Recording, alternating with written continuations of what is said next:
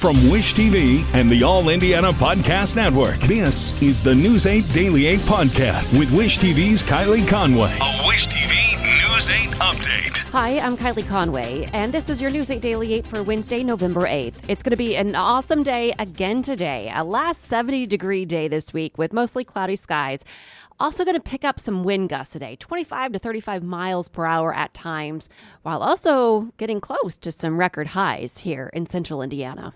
It takes advocates, it takes neighborhood leaders, it takes community stakeholders to shape city government into a government that serves all of Indianapolis, all people, all zip codes, all four corners.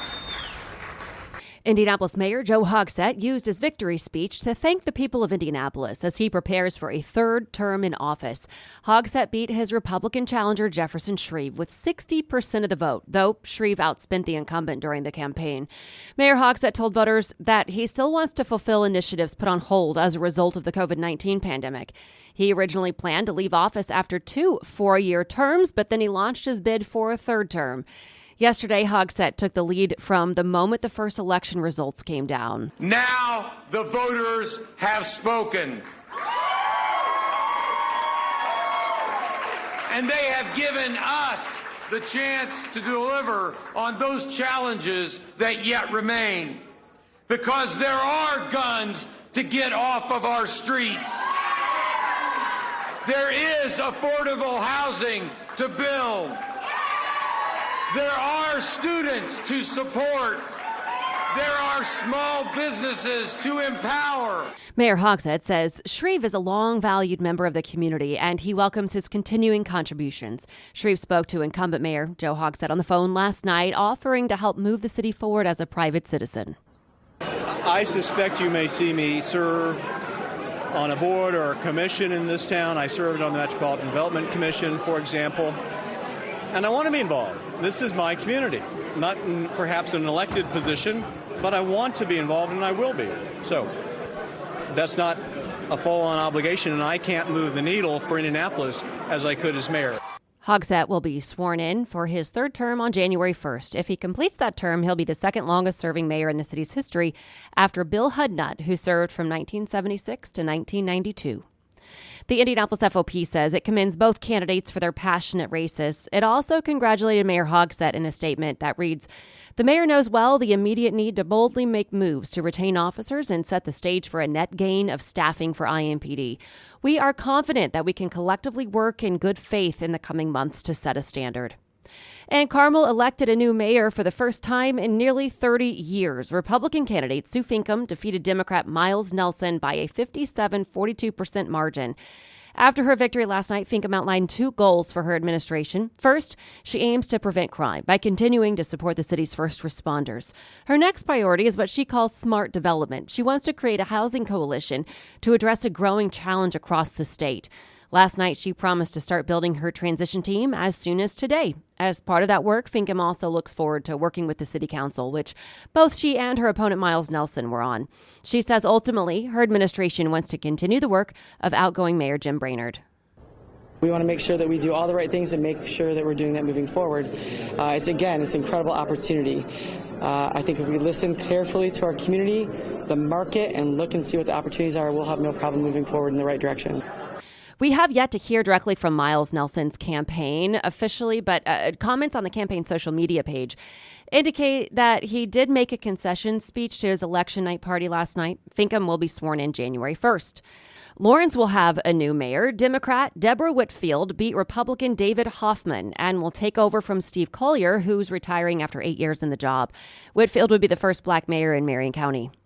Beech Grove also gets a new leader. Democrat James Kaufman will now lead the city. He topped Republican Rick Skirvin by a 10-point margin. Current mayor Dennis Buckley has been in the office for more than a decade. Voters in Evansville chose a new mayor as a 3-term incumbent steps down. Democrat Stephanie Terry topped Republican Natalie Rasher. Both were vying to become the first woman to lead the city. Terry also becomes Evansville's first black mayor. Terre Haute will see a major shakeup in City Hall. The longtime incumbent Duke Bennett lost to Brandon Sackman resoundingly. Sackman is a Democrat who was running his first political race. Bennett is in his 16th year as mayor and was running for a 5th term. Democrat Eddie Melton will take over as Gary's mayor in January. He replaces Jerome Price after getting more than 6,000 votes. In Fort Wayne, Democrat Tom Henry won a historic 5th term as mayor. He defeated Republican Thomas Didier with nearly 50% of the vote. And the incumbent mayor of South Bend won another term. Democrat James Mueller pulled off the victory against Republican challenger Desmond Upchurch. 11 Indiana school districts asked voters for more tax dollars. The Carmel Clay Schools operating referendum passed with 68% of the vote. The district says funding will go toward retaining and recruiting teachers and education-related programs. Voters in Fishers and Noblesville approved Hamilton Southeastern's operating referendum. It replaces the referendum approved in 2016 that expires this year. The district says it'll bring in about $24 million a year. And 55 counties are posting election results. We have an easy place for you to find all of them on wishtv.com. Just go to our website and find the story. You can get all those results. Abortion rights proved to be a pivotal issue on Election Day in other states. Voters in Ohio approved a constitutional change to guarantee access. The measure protects women who get an abortion and doctors who offer them. Planned Parenthood pushed for the change and calls the vote a victory. This has been such a long time coming. This campaign came together last year because we lost access, because there was a dangerous abortion ban in Ohio. Patients and families were being harmed and lives were put at risk. Virginia voters also sent a message about abortion, giving Democrats full control of the state legislature, a rebuke of the abortion restriction plans of the state's Republican governor. And abortion rights took center stage in Kentucky's race for governor. Incumbent Democrat Andy Beshear defeated Republican State Attorney General Daniel Cameron. Beshear's campaign focused heavily on securing abortion rights for women. And the pace is picking up this morning for Palestinians fleeing the combat zone in northern Gaza. There is video from the Israel Defense Forces that shows people carrying white flags yesterday as the city was running out of food and water. The United Nations says 15,000 people fled yesterday, triple the number of Monday. Israel's Prime Minister Benjamin Netanyahu says troops are now operating inside Gaza City. Israel's facing increasing international pressure over its military campaign against Hamas. Palestinian leaders claim 2/3 of the deaths in Gaza are women and children. Speaking about a possible ceasefire, U.S. Secretary of State Antony Blinken said this during the G7 summit in Japan. All of us want to end this conflict as soon as possible, and meanwhile, to minimize civilian suffering. But as I discussed with my G7 colleagues, those calling for an immediate ceasefire have an obligation to explain how to address the unacceptable result it would likely bring about. Hamas left in place with more than 200 hostages, with the capacity and stated intent to repeat October 7th again and again and again. The Biden administration warned Israel yesterday against reoccupying Gaza after the war. Israel said its post-war plans are more fluid and flexible. And the House has voted to censure Representative Rashida Tlaib for her comments critical of Israel. 22 Democrats joined Republicans in approving the measure. Critics in Congress say Tlaib's comments have been anti-Semitic.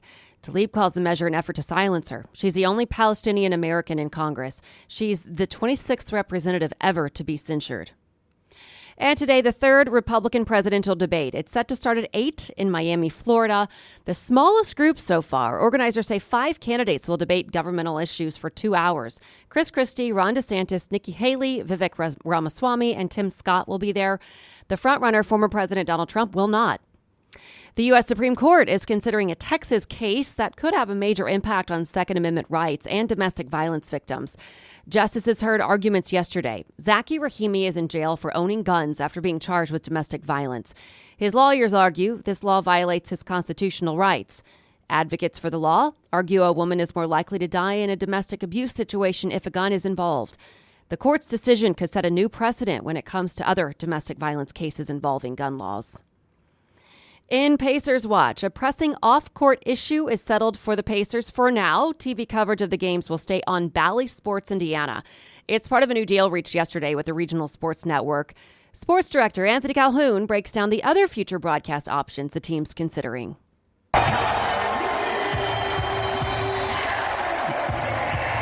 The Pacers have been an exciting team to watch this season.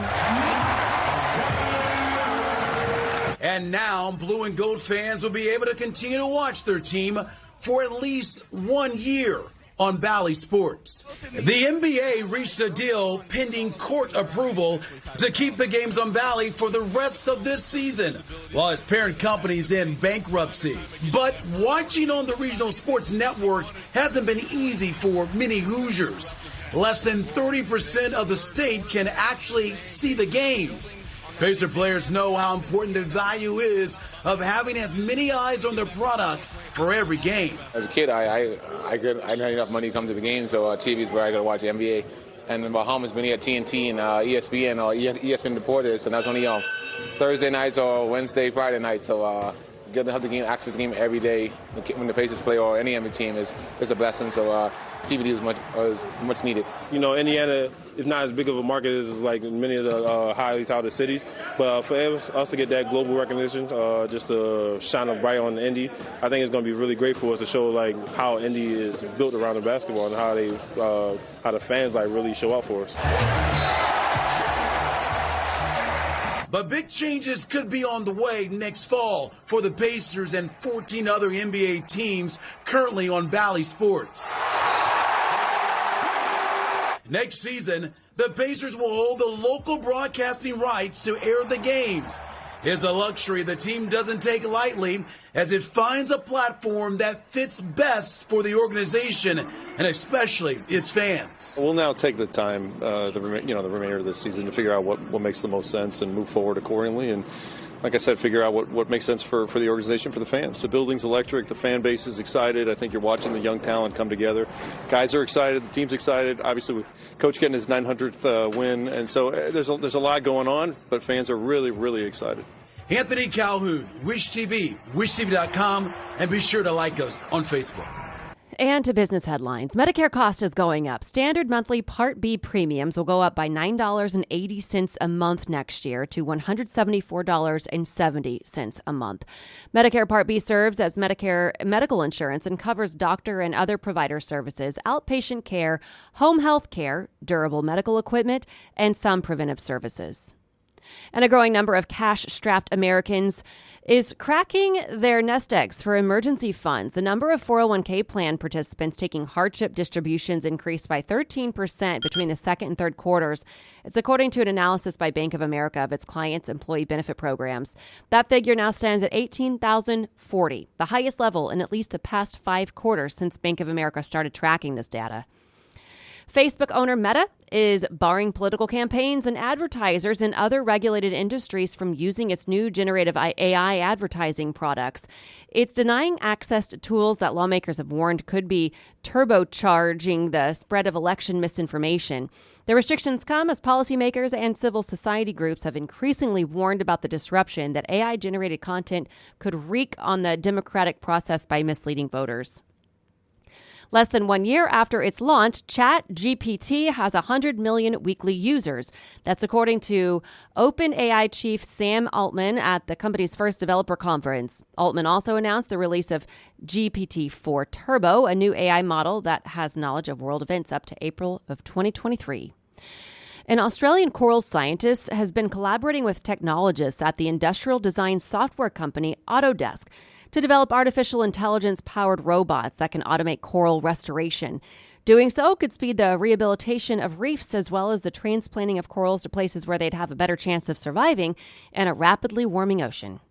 This has been your News 8 Daily 8 for Wish TV. I'm Kylie Conway, online at wishtv.com, and like us on Facebook when you search Wish TV. This is the News 8 Daily 8 podcast with Wish TV's Kylie Conway. A Wish TV News 8 update on demand. For even more, on demand and on the go. Connect with Wish TV on Facebook at wishtv.com and on the free Wish TV mobile app. Thank you for listening, and be sure to like, subscribe, and follow this podcast for updates every weekday morning on the All Indiana Podcast Network and wherever you get your podcast.